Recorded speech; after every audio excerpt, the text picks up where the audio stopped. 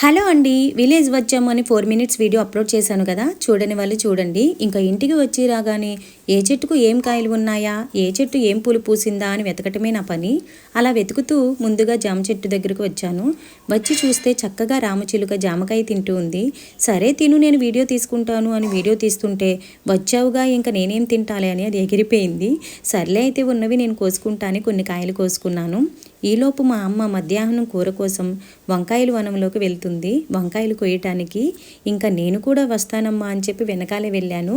మేము వచ్చేదాకా కొయ్యకుండా ఉన్నారు, మేము చూస్తామని వంకాయలన్నీ కూడా.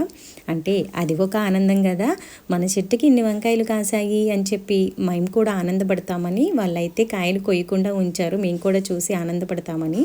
ఇంకా మా అమ్మ అయితే వంకాయలు కోసుకుంటూ ఉంటే నేనైతే కొంచెం వీడియో అయితే తీసుకున్నాను. ఇదే అండి ఈరోజు వీడియో. నెక్స్ట్ వీడియోలో మళ్ళీ కలుద్దాం. బాయ్.